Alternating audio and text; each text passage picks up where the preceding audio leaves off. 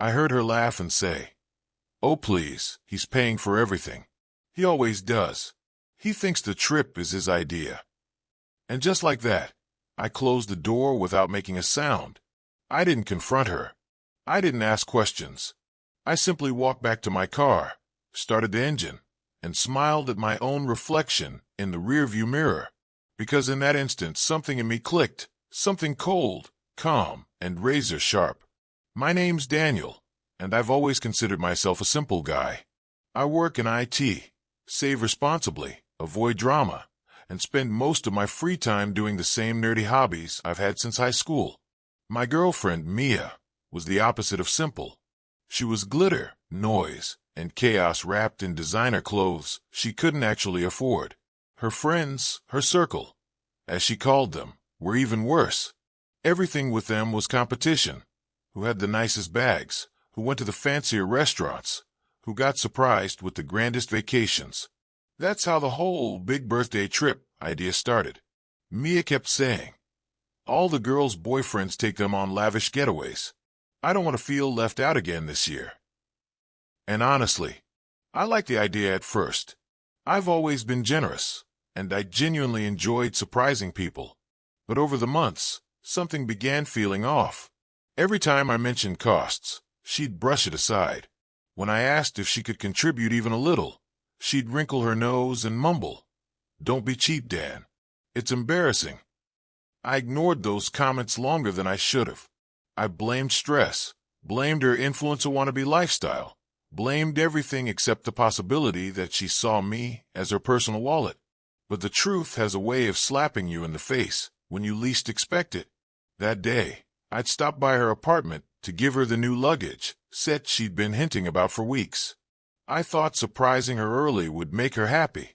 The door was cracked open, so I figured she was inside getting ready. I was about to call out when I heard her voice, sharper than usual, mocking. She said, "Please, he'll never say no. He's too easy to manipulate. You just pout and mention how your friends are doing better, and he folds." She cackled, and one of her friends chimed in, "God, you really have him wrapped around your finger. Make him pay for the VIP passes too." Mia replied, "Oh, he will. He'll pay for the whole trip. Flights, resort, everything. If he doesn't, I'll just tell him he's being selfish and he'll cave." I felt those words physically. They hit like a punch, but not the kind that makes you angry, more the kind that wakes you up. I didn't step inside. I didn't drop the luggage and storm out. I didn't ask who I was actually dating. I just silently backed away and left. Because what she didn't know, and what her friends definitely didn't know, was that I'd already purchased everything for the trip. Flights, resort, activities. I'd spent weeks planning a surprise proposal at the end of the getaway. But hearing her talk made everything fall into place. The way she constantly compared me to her friends' boyfriends.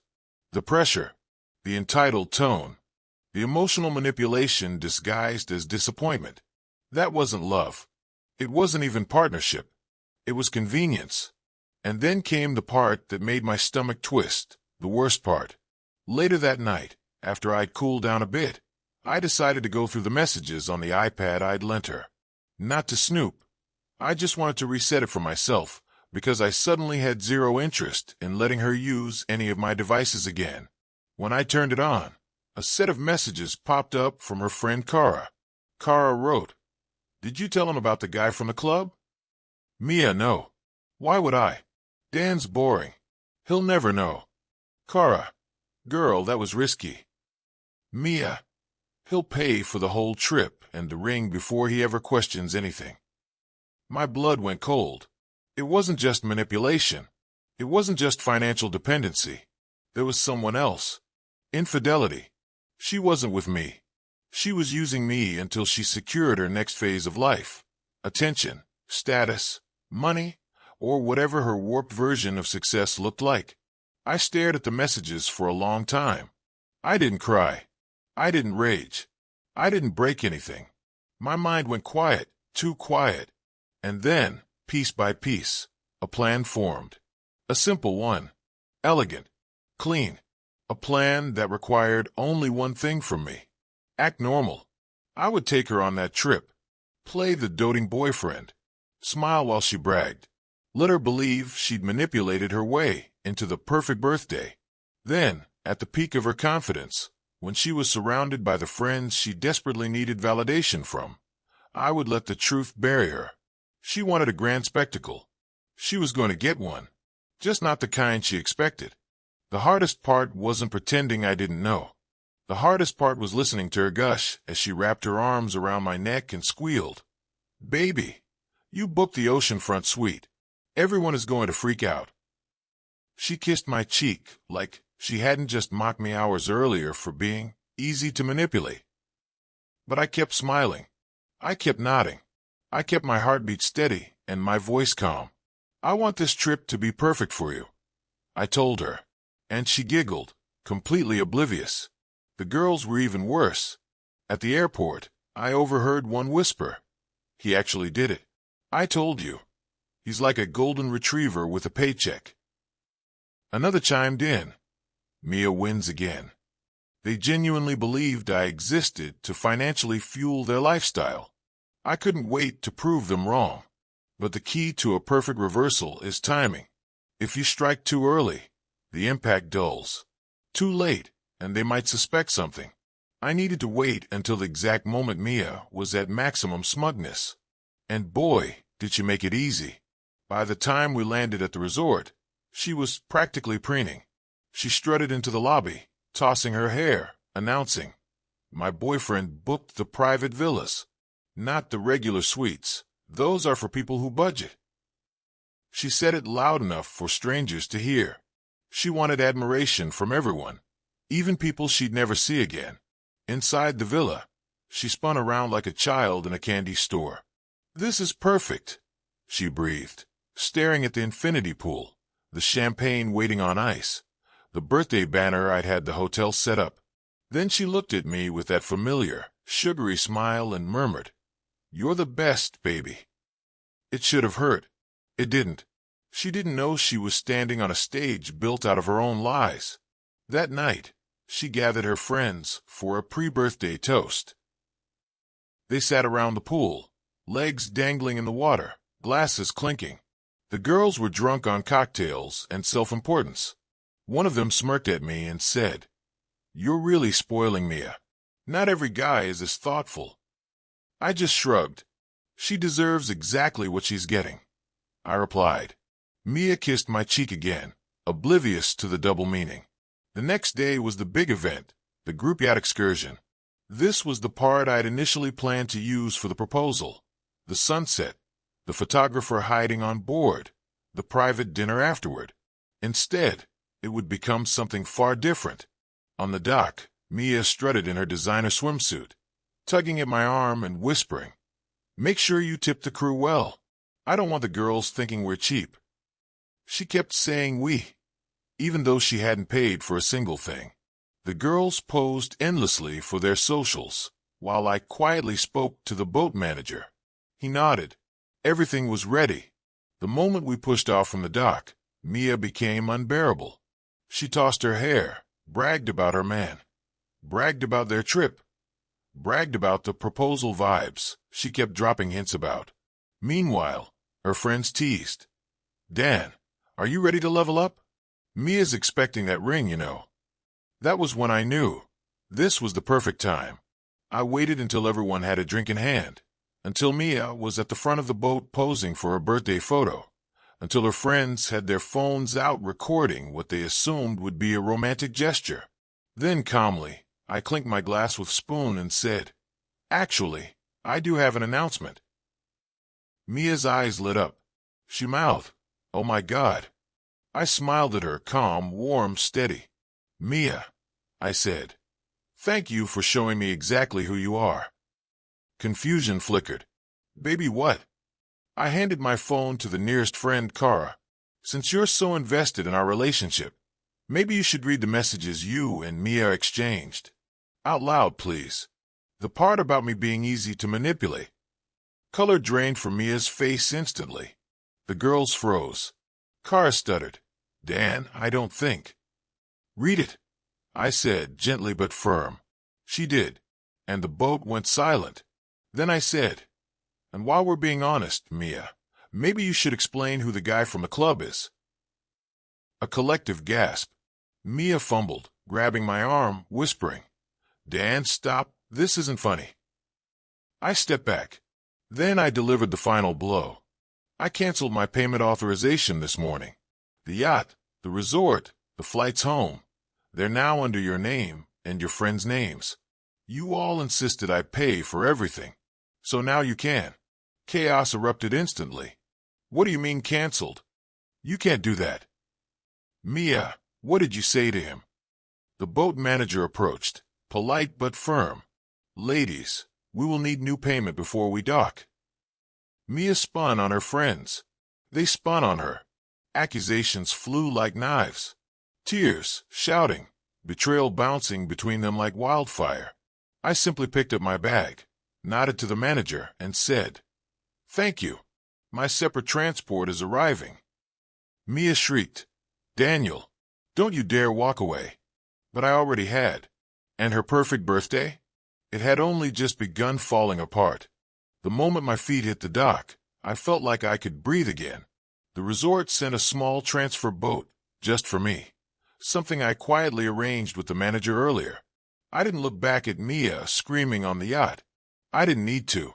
The sound carried across the water anyway. Shrill, furious, panicked. Back on land, I walked straight to the reception desk and said, "Check me out, please."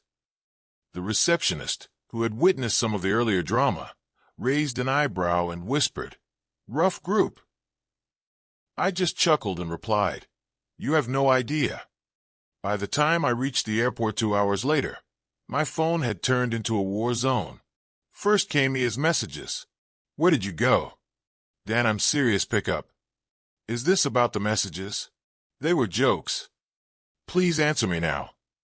"You embarrassed me in front of everyone." "How dare you make me look bad?" Then came the switch. "Baby, please, I'm sorry. I didn't mean any of it. You know how the girls are. I was just trying to fit in. Please don't leave me here with them." Then, "You're paying for this." Then, "I swear I'll make it up to you. Just help me." It was almost artistic, watching her cycle through manipulation tactics in real time. When the calls started coming in from her friends, I put my phone on airplane mode. I wasn't going to waste one more minute letting those girls speak into my life. On the flight home, I reclined my seat, closed my eyes, and felt something I hadn't felt in months. Peace. No anxiety about impressing her friends. No pressure to fund her lifestyle. No fear of disappointing someone who was impossible to satisfy. Just quiet. When I landed, I turned my phone back on. Dozens more messages appeared. "Mia, we can talk through this." "Mia, you're overreacting." "Mia, you abandoned me." "Mia, if you don't answer, I'll show up at your place." "Mia, I'm serious, I need you." That last one made me exhale a long, tired breath. She didn't need me. She needed resources. So I sent her one single message. "I'm forwarding the screenshots of your messages and the audio from your apartment to your family and your work. Don't contact me again." I had recorded her entire conversation the day I overheard everything, purely for my own sanity at first, but now it had a purpose. Before taking off from the resort that morning, I'd already sent everything to myself in cloud storage. I clicked send. Her reply came instantly. "No. Dan, please don't. Please." Then, "You're ruining my life." Then, "Please, I'll do anything." Then, "You're evil." Then, "You're heartless." Then silence. Beautiful, blissful silence. 2 weeks went by before I heard about her again, through a mutual acquaintance. Her friends had turned on her immediately, blaming her for everything. The resort had charged them thousands. The yacht company, too. The other boyfriend, the one from the club, ghosted her once the drama exploded on social media. And her job? Let's just say corporate doesn't appreciate employees who trash their partners publicly and get tagged in a financial scandal. But me? I was fine. Better than fine. I started going on evening walks again. Started picking up freelance work I'd paused during the relationship. I slept without feeling like I had to perform for anyone. One day, I ran into a woman at a bookstore, Lena. She was laughing at a shelf of terrible romance novels and said, "These covers look like they were designed by someone who's never met a human being before." I laughed harder than I had in months. We talked. Then we got coffee. Then dinner. She never once commented on my clothes, my car, or my income.